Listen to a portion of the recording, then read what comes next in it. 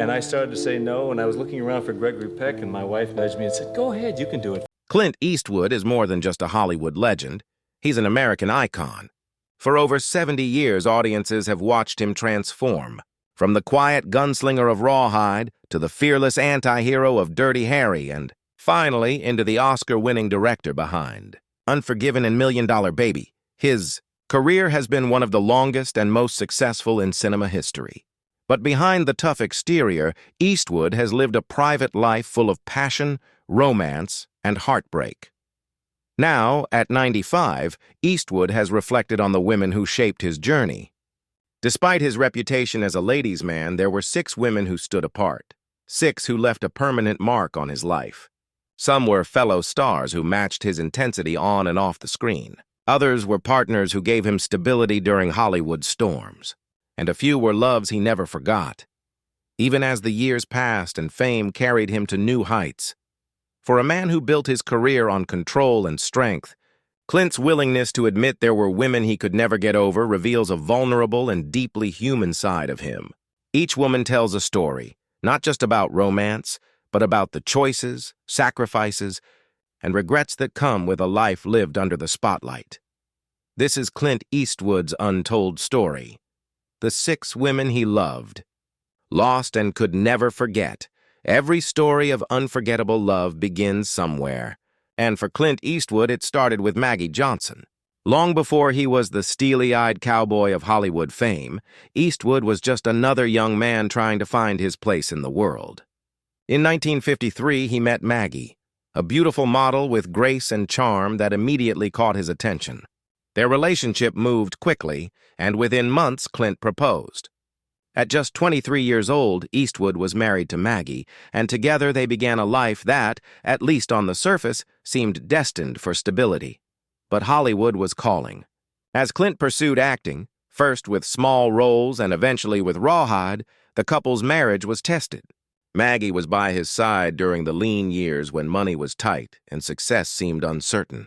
She supported him quietly, providing the kind of grounding Clint needed as he navigated a ruthless industry.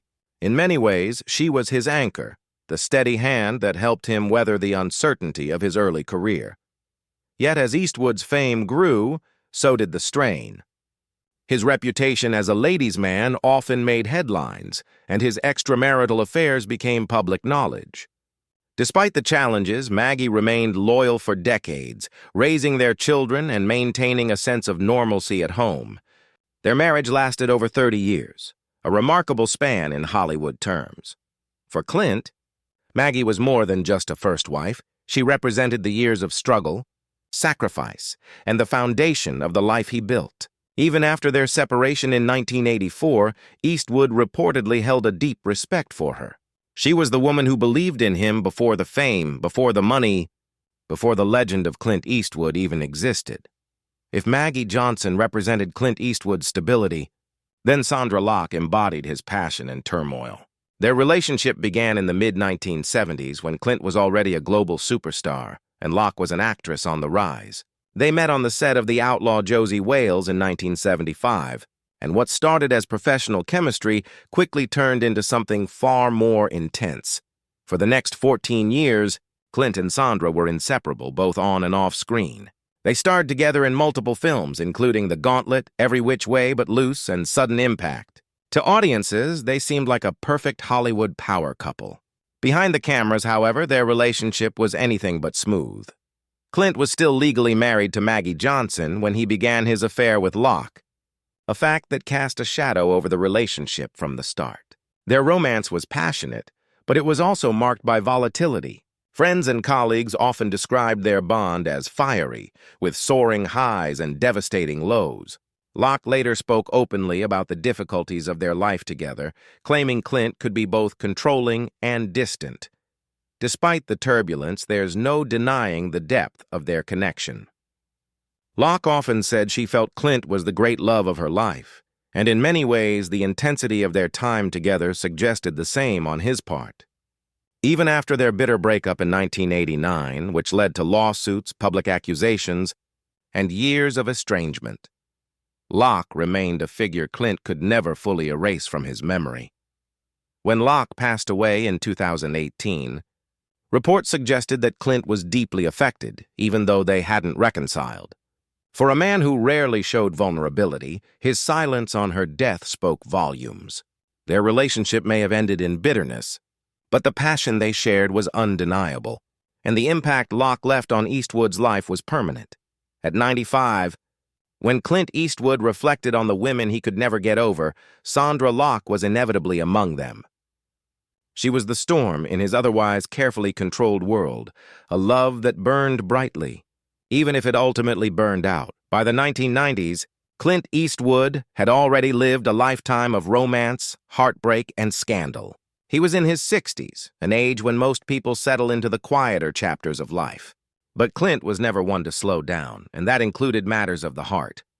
In 1996, he shocked Hollywood by marrying Dina Ruiz, a television news anchor nearly 35 years his junior. Unlike many of his previous relationships, Dina brought something entirely new to Clint's world: stability and warmth during his later years.